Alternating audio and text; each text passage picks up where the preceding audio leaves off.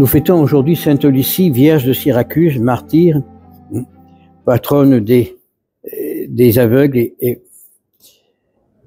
c'est aussi la fête du départ de ma maman, qui s'appelait Lucie. Et cette nuit, je lisais des articles qu'on a écrits contre moi qui me font sourire. J'ai appris en 73 ans des choses que je ne connaissais pas sur moi. Il y a quelqu'un que j'ai mis à la porte, non d'ici, mais du couvent que j'avais, parce que ses mœurs ne me plaisaient pas, donc il a écrit des choses contre moi, invraisemblables. Ma mère n'est pas ma mère, mon père n'est pas mon père. Je suis un fils trouvé. Et je suis encore perdu aujourd'hui parce que je ne sais pas qui est mon père et ma mère. Vraiment, la méchanceté des gens est abominable. On arrive à comprendre des gens comme Lucie et d'autres martyrs qui sont allés à la mort parce qu'elles avaient des convictions profondes. Moi, j'ai des convictions profondes. Je connais ma mère et je connais mon père depuis 70 ans puisqu'ils sont morts tous les deux. Et quand on voit mon grand-père, mon père, mon arrière-grand-père, mon père, moi, mon frère, on a la même bouille à différents âges. Alors ça fait la méchanceté des gens, c'est incommensurable. Quand ils n'arrivent pas à obtenir ce qu'ils veulent, alors il faut qu'ils détruisent. On a eu là dernièrement Patrick. Patrick, il faut voir ce qu'il écrit contre moi. Parce que j'ai pas voulu l'ordonner de prêtre. Mais je pouvais pas ordonner un petit gamin de 23 ans au sacerdoce, sans avoir fait d'études. Alors maintenant, il vit avec un autre évêque, entre guillemets, et qui l'a sacré évêque, le 8 décembre, sans études, sans rien. C'est là où on voit le manque d'autorité dans l'Église. C'est là que l'on voit le manque de constance. Quand c'est invraisemblable à toutes ces choses-là. Pourquoi? L'orgueil humain. Tout est sur l'orgueil humain. Et l'orgueil est un grand défaut. L'orgueil est l'œuvre du diable. Si nous avions un petit peu d'intelligence, lorsque je vois un prêtre de Nantes, dont je nommerai pas le nom, mais il n'est pas, enfin, qui m'écrit me demandant si je veux le sacrer, je dis non. Un, je ne vous connais pas. Deux, vous êtes avec Monseigneur Williamson, restez avec lui.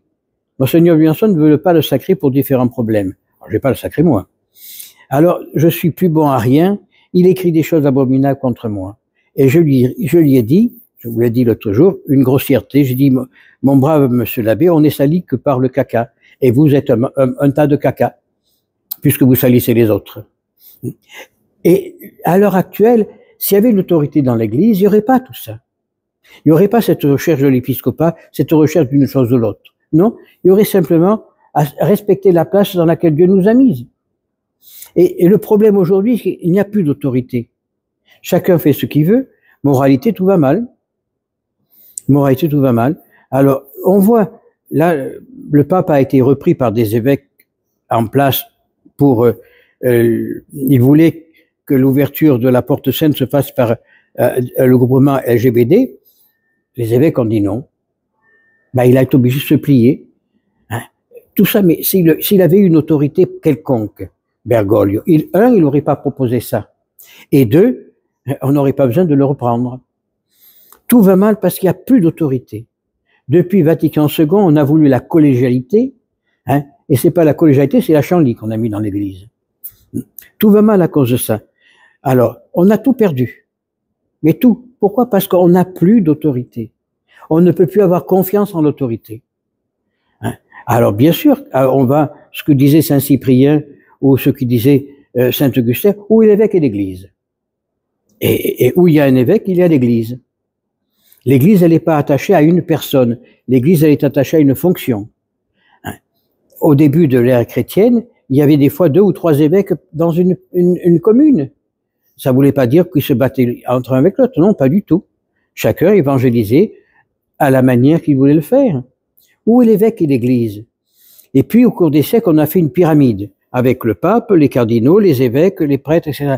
Non, ça, c'est pas l'Église. C'est pas ce qu'a voulu le Christ.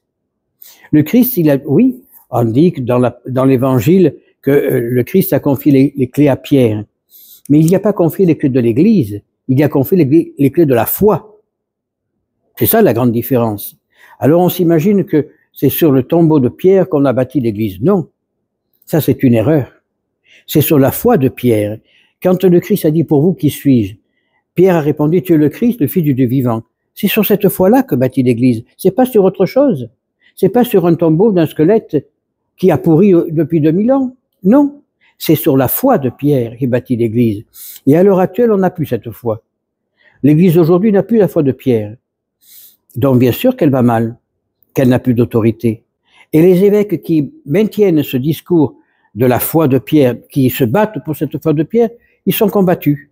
Alors on les traite de schismatiques, on les traite d'une quantité de choses, parce qu'ils veulent vivre la foi annoncée par les apôtres, apportée par le Christ. Si on n'est pas capable de se battre pour la foi, on n'est plus capable d'être martyr comme Sainte Lucie aujourd'hui. On n'est plus capable d'être martyr comme Saint Pierre et tous les autres. Oui, on va vers un martyr. Monseigneur Tuc le disait. On va vers un martyr beaucoup plus subtil que le martyr de ça, par un martyr de la langue. On va essayer de vous détruire physiquement et surtout moralement. Alors personnellement, toutes ces histoires ne m'atteignent pas. Moi, je sais que le Christ m'a confié une mission, je la fais le mieux que je peux, sûrement mal et pas bien, mais ça c'est ma force qui peut-être s'en va, mais il faut rester fidèle à Dieu, fidèle à l'Évangile, fidèle à la foi de Pierre. Et c'est comme ça qu'on va sortir du marasme actuel. Si tout va mal, c'est parce que l'autorité fuit. Si tout va mal, parce que on a perdu le sens du sacré. Si tout va mal, parce qu'on a perdu le sacre propre de l'honneur. On n'a plus d'honneur dans l'Église. Au lieu de prêcher le royaume de Dieu, on fait l'homme. À tel point que quand Jean-Paul II est arrivé sur le sol de France, Jacques Chirac l'a reçu en disant « Je reçois en vous le zélateur des droits de l'homme ». Le pape, quel qu'il soit bon ou qu'il soit faux, ou qu'il soit mauvais, ne peut pas être le zélateur des droits de l'homme. Il doit être le zélateur des droits de Dieu. Alors ça me fait rire lorsque les droits de l'homme, les droits de le chauffage, mon frère. Si on me dit, on parle des commandements de Dieu, ben on vit les droits de l'homme. Quel est le premier commandement de Dieu? Tu aimeras le Seigneur ton Dieu de tout ton cœur, de toute ton âme, et ton prochain comme toi-même. Ben alors voilà, c'est la base des droits de l'homme. On n'a pas besoin d'aller chercher autre chose. On a tout ce qu'il faut dans l'Église. Seulement, comme l'Église a voulu se rapprocher de l'homme, elle a été noyée par l'homme, elle a perdu tout ce qu'elle avait. Alors, si on veut véritablement aujourd'hui vivre la foi de Pierre, vivre ce qu'a nous a annoncé le Christ, il faut revenir à la vérité tout entière. Le Christ est le Fils du Dieu vivant, celui qui, il n'a pas dit d'aller nous fourvoyer avec les autres, il a dit d'aller évangéliser. J'aime dire que les prêtres, l'Église, a voulu se noyer dans la masse, elle a été noyée par la masse et elle est morte. L'abbé Villepelé, Jean-François, disait toujours, l'Église est morte, mais elle est le feu est sous la cendre, et un jour ou l'autre, il y aura un souffle de Dieu, et la flamme reviendra. Et j'en suis persuadé. Demain, après-demain, dans 50 ans, je ne sais pas. Je ne suis pas Dieu pour le dire. Je ne suis pas le souffle divin. Mais l'Église est divine. Elle ressortira. Elle ressortira grâce à des groupements comme le nôtre qui maintenons la foi. Et ça, c'est l'œuvre de la franc-maçonnerie. Je le dis, je me répète, quand en 1848 ou 58, je ne me souviens plus exactement, les francs-maçons se réunissent à Sion, il faut détruire l'Église. Hein? Ils ont pris ce que disait Luther. En premier, il faut détruire la messe. Qu'a fait Vatican II? Il a détruit la messe. Après, il faut mettre des gens de chez nous, francs-maçons, dans les séminaires. Ces séminaristes deviendront prêtres, évêques, cardinaux et peut-être papes. Et c'est ce qui nous arrive aujourd'hui. La tête est pourrie, la tête est gangrénée par l'hérésie, la tête est gangrénée par la volonté de nuire à l'Église, de nuire au Christ. Alors, où nous sommes? Qui est avec moi? Le Christ dit, qui est avec moi? Eh bien, ou alors il est contre moi. À l'heure actuelle, depuis Vatican II, l'Église est contre le Christ. Alors on fait de grandes cérémonies, oui. Ah, on fait de belles choses, oui. Avec des serpillères comme on a fait à Notre-Dame. Non, on a oublié les fondements mêmes de la foi. On a oublié le fondement même de la vérité. Alors bien sûr que ceux qui sont en place, qui, à mon avis, ils ont peur de perdre leur beefsteak, parce qu'ils ont peur de ne plus avoir une belle voiture, une maison et un bon salaire. Eh bien, au lieu de venir à la vérité, ils enfoncent les gens dans l'erreur. Au lieu de dire aux gens, non, la vérité, elle est dans le tabernacle, la vérité, elle est dans les sacrements, la vérité, elle est dans l'évangile. Non? Alors, on parle des droits de l'homme, la liberté de l'homme, après tout le monde il est beau, tout le monde il est gentil, bon, compris n'importe quoi, c'est suffisant. À Paris, il y a une chapelle qui prie l'oignon, hein? Et la chapelle, l'oignon, on vénère l'oignon parce que l'oignon c'est la vie. L'oignon donne à beaucoup de... Ça va bien. Il y a un temple du Père Antoine aussi. Le Père Antoine, c'est un farfelu du siècle passé qui disait que par la prière, on peut guérir tout le monde. Les trois quarts mouraient après, ils soient passés par lui, mais ça fait rien. Ils ont 2 temples à Paris. Et ces temples sont pleins. Pourquoi? Parce que l'Église n'apporte plus rien. Les témoins de Jéhovah, il y a encore une conversation, je disais, des conversions, plus de 1000 personnes qui se sont converties chez eux le mois dernier. Pourquoi? Parce que l'Église n'apporte plus rien. L'Église n'est plus dans la vérité. Alors les gens qui cherchent la spiritualité cherchent quelque chose et ils vont vers les témoins de Jéhovah, vers les protestants, l'Église de réveil qui endort tout le monde. Et on va vers l'abomination. Pourquoi? Parce que c'est les prêtres mêmes qui sont abominables. La Vierge l'a dit à la Salette. Rome perdra la foi, deviendra le siège de l'Antéchrist. Les prêtres sont des cloîtres d'impureté. Et puis, il en venait un ici que j'ai mis à la porte parce qu'il venait avec son petit copain. Non. Maintenant, il est évêque, en place. Aimé par Rome. Parce que Rome aime bien ça maintenant. On va à la catastrophe. Et seulement, il faut qu'on se réveille. Parce que quand Dieu va venir, parce que Jésus va revenir, quand il va revenir, il va avoir beaucoup de problèmes, des pleurs et de graissements dedans, c'est le Christ lui-même qui le dit.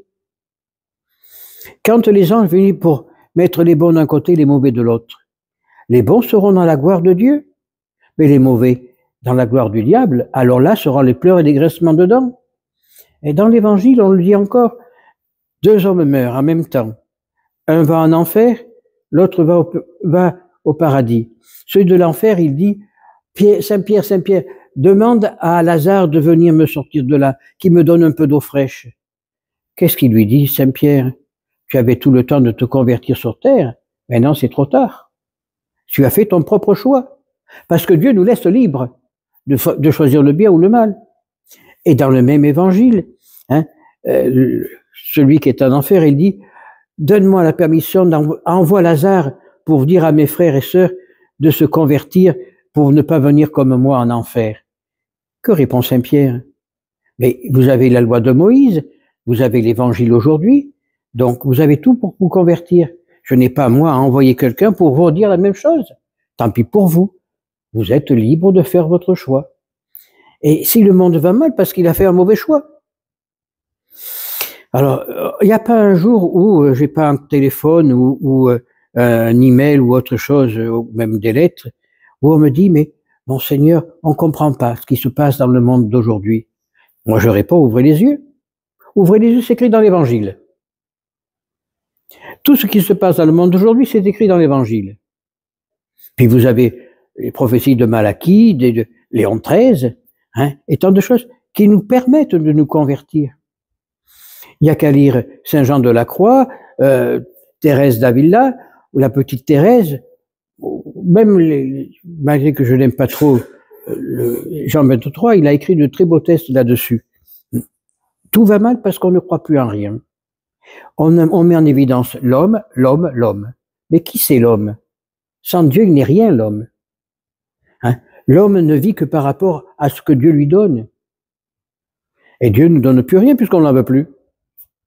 Ah, c'est vrai qu'on mange, on boit, on s'amuse tous les jours. C'est vrai. Mais on s'amusera peut-être moins en enfer. Et Dieu nous laisse libres. Alors, prions Sainte Lucie, qui a subi un martyre quand elle était adolescente. Prions Sainte Félicime, qui est sous l'autel, pour que justement la vérité éclate au grand jour, que les évêques comprennent qu'il faut revenir à la vérité, que si Dieu nous a choisis, ce n'est pas pour qu'on fasse le culte de l'homme, mais c'est pour qu'on apporte aux gens Dieu. C'est pour qu'on soit les témoins de la résurrection, les témoins de l'ascension, les témoins de la Pentecôte. Et que cet esprit que nous recevons le jour du sacre ou de l'ordination sacerdotale, qu'on ne le mette pas dans la poche enfoui sous un mouchoir, mais qu'on le mette au grand jour pour apporter la joie du Christ qui va venir sur la terre, la joie du Christ crucifié, la joie du Christ ressuscité. Ainsi soit-il.